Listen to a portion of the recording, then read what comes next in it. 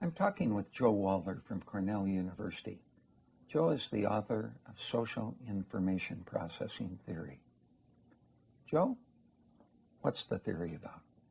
Social information processing theory is about how people get to know one another and develop relationships when they communicate over computer-mediated communication. So this would be through email, text messaging, computer conferencing, and systems like that we now see commonly over the internet. And the theory suggests that while we don't have the nonverbal cues at our disposal that we traditionally rely on to size up one another, make judgments about one another, and to give off a lot of social information about who we are and how we feel, that people adapt to the restrictions of the medium by not only looking for clues in the language that people use as they read messages from other people, but they adapt their emotional and their social expressions to the language that they have available, and that dance and that negotiation of identification and relationship development takes place more slowly, but eventually through the language-only context of computer-mediated communication. Is it possible that all of this information transfer helps us form the impression, and so CMC may be just as good as face-to-face, but that face-to-face is better in the drawing close after the impression is made? That's an interesting contention. I think the question has to be answered from what kind of intimacy and what kind of relationship is it?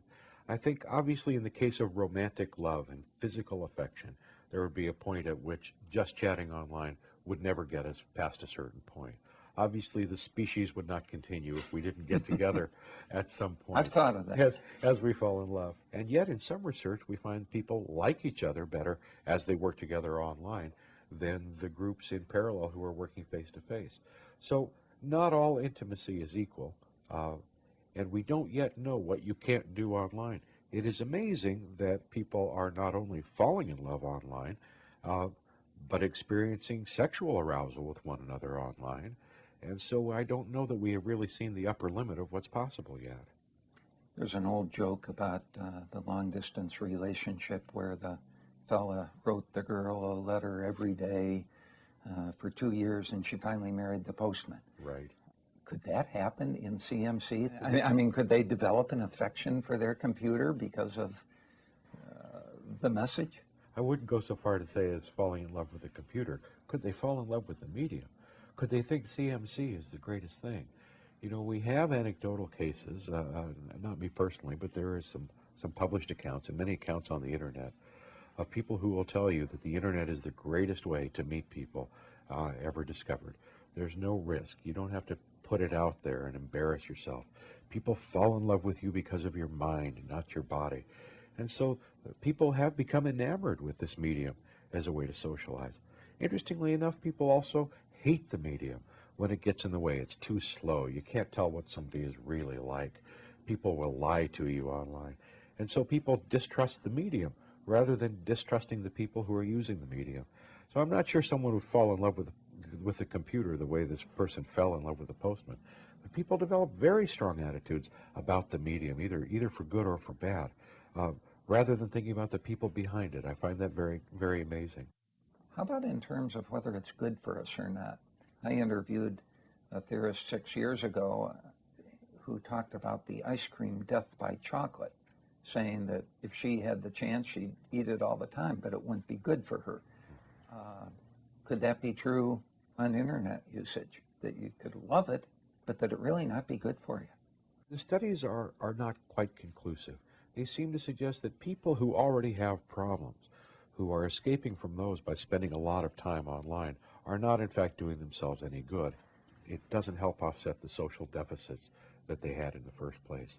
And so it may be like the ice cream death like chocolate. It's too attractive but bad for you in the long run. My students, knowing that I was going to interview, made a list of things on the internet that are worrisome. Over 50% of email spam, web blogs that lie, identity theft, sexual predators, pornography being rampant, people portraying who they are when they aren't, flaming, occasionally fierce, viruses spreading. Given all this, what is your code of ethical behavior that you recommend? Well, it is a scary world on the internet. It's like a big city, isn't it? I mean, there are frauds, there are hucksters, there's advertisements everywhere in a big city with people speaking different languages. One should approach the internet the way you approach a big city where you don't know your way around. And that's with caution. There will also be a lot of culture in a big city and a lot of interesting people to meet also. But I think it's important to remember to know in which environments you are playing and know in which environments you are not.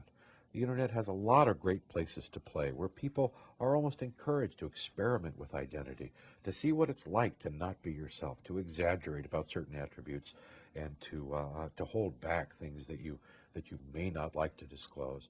Adults don't get to play with identity in very many places the way kids in a sandbox get to. And that's where I think a code of ethics becomes very important. Knowing when you're playing and knowing when people are counting on you to be truthful about yourself, about what you're going to deliver and when you said.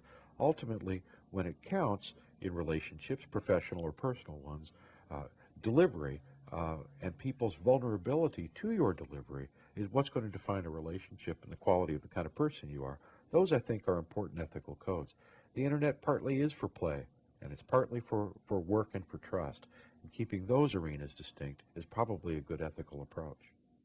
Do you have advice for the person who wants to move from CMC alone to meeting in person? Share information with other parties that someone else can corroborate. If you can point to a photo on your company's website or your college's website that somebody knows you didn't doctor and you didn't select, that's probably going to be more valuable information for somebody who wants a photo than one that you just send as an attachment to an email message. So information that is not manufactured by yourself, which reflects you nevertheless, that helps people trust that they have real perceptions of one another. That's important before the face-to-face meeting. Would social information processing or the hyperpersonal perspective have something to say about a relationship where you meet first and then maintain the relationship through CMC? The theories are not designed to cover those instances. But if the theories weren't designed to talk about multi-mode relationships, isn't the scope of the theory very narrow? That's an important question. That's, of course, one of the things we like research to do.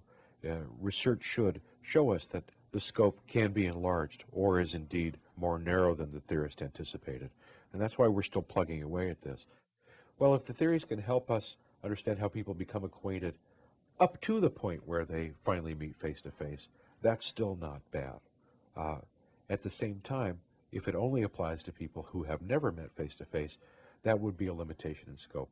It's exciting to see that they might expand or might collapse. Is being a theorist a dangerous occupation? It's risky. Risky, but not dangerous.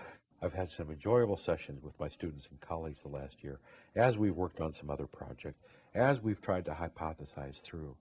On more than one occasion, we've reached into our wallets and pulled out $1 and thrown it on the table and said, I bet you we're going to see this. And somebody has countered and said, I bet you we're going to see that. And we've realized that hypothesis generating is a gambling game.